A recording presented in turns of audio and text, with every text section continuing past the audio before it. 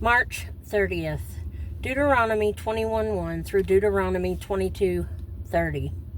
If anyone is found slain, lying in the field, in the land which the Lord your God is giving you to possess, and it is not known who killed him, then your elders and your judges shall go out and measure the distance from the slain man to the surrounding cities. And it shall be that the elders of the city nearest to the slain man will take a heifer which has not been worked, and which has not pulled with a yoke. The elders of that city shall bring the heifer down to a valley with flowing water, which is neither plowed nor sown, and they shall break the heifer's neck there in the valley. Then the priests, the sons of Levi, shall come near, for the Lord your God has chosen them to minister to him, and to bless in the name of the Lord.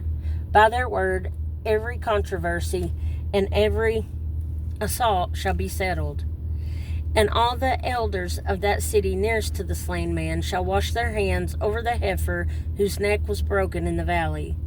Then they shall answer and say, Our hands have not shed this blood, nor have our eyes seen it.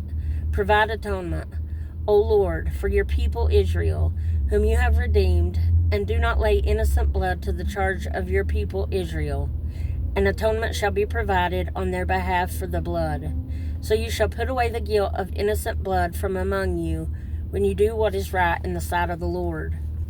When you go out to war against your enemies, and the Lord your God delivers them into your hand, and you take them captive, and you see among the captives a beautiful woman, and desire her, and would take her for your wife, then you shall bring her home to your house, and she shall shave her head and trim her nails. She shall put off the clothes of her captivity, remain in your house, and mourn her father and her mother a full month.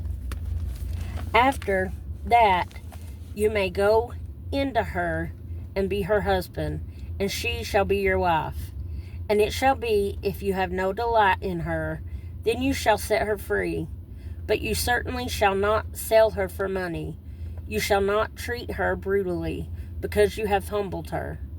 If a man has two wives, one loved and the other unloved, and they have borne him children, both the loved and the unloved, and if the firstborn son is of her who is unloved, then it shall be, on the day he bequeaths his possessions to his sons, that he must not bestow the firstborn status on the son of the loved wife in preference to the son of the unloved, the true firstborn.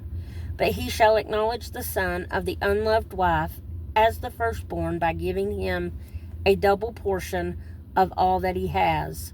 For he is the beginning of his strength. The right of the firstborn is his. If a man has a stubborn and rebellious son, who will not obey the voice of his father or the voice of his mother, and who, when they have chastened him, will not heed them, then his father and his mother shall take hold of him, and bring him out to the elders of this city, to the gate of this city. And they shall say to the elders of his city, This son of ours is stubborn and rebellious. He will not obey our voice. He is a glutton and a drunkard. Then all the men of the city shall stone him to death with stones. So you shall put away the evil from among you, and all Israel shall hear and fear. If a man has committed a sin deserving of death, and he is put to death, and you hang him on a tree, his body shall not remain overnight on the tree, but you shall surely bury him that day, so that you do not defile the land which the Lord your God is giving you as an inheritance. For he who is hanged is accursed of God. You shall not see your brother's ox or his sheep going astray, and hide yourself from them. You shall certainly bring them back to your brother. And if your brother is not near you, or if you do not know him, then you shall bring it to your own house, and it shall remain with you until your brother seeks it. Then you shall restore it to him. You shall do the same with his donkey, and so shall you do with his garment, with any lost thing of your brother's, which he has lost and you have found. You shall do likewise. You must not hide yourself. You shall not see your brother's donkey or his ox fall down along the road, and hide yourself from them. You shall surely help him lift them up again. A woman shall not wear anything that pertains to a man, nor shall a man put on a woman's garment, for all who do so are an abomination to the Lord your God. If a bird's nest happens to be before you along the way, in any tree or on the ground, with young ones or eggs, with the mother still sitting on the young or on the eggs, you shall not take the mother with the young. You shall surely let the mother go, and take the young for yourself, that it may be well with you, and that you may prolong your days. When you build a new house, then you shall make a parapet for your roof, that you may not bring guilt of bloodshed on your household if anyone falls from it. You shall not sow your vineyard with different kinds of seed, lest the yield of the seed which you have sown and the fruit of your vineyard be defiled. You shall not plow with an ox and a donkey together. You shall not wear a garment of different sorts, such as wool and linen, mixed together. You shall make tassels on the four corners of the clothing with which you cover yourself. If any man takes a wife and goes into her and detests her, and charges her with shameful conduct, and brings a bad name on her, and says, I took this woman, and when I came to her, I found she was not a virgin, then the father and mother of the young woman shall take and bring out the evidence of the young woman's virginity to the elders of the city at the gate. And the young woman's father shall say to the elders, I gave my daughter to this man as wife, and he detests her. Now he has charged her with shameful conduct, saying, I found your daughter. She was not a virgin. And yet these are the evidences of my daughter's virginity. And they shall spread the cloth before the elders of the city. Then the elders of the city shall take that man and punish him.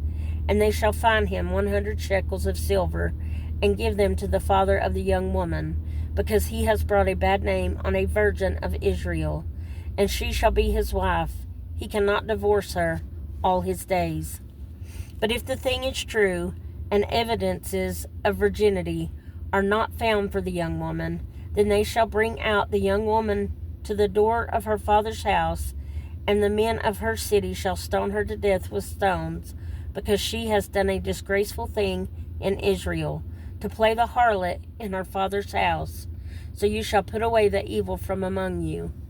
If a man is found lying with a woman married to a husband, then both of them shall die, the man that lay with the woman, and the woman. So you shall put away the evil from Israel. If a young woman who is a virgin is betrothed to a husband, and a man finds her in the city and lies with her, then you shall bring them both out to the gate of the city, and you shall stone them to death with stones, the young woman because she did not cry out in the city, and the man because he humbled his neighbor's wife. So you shall put away the evil from among you. But if a man finds a betrothed young woman in the countryside, and the man forces her and lies with her, then only the man who lay with her shall die. But you shall do nothing to the young woman. There is in the young woman no sin deserving of death.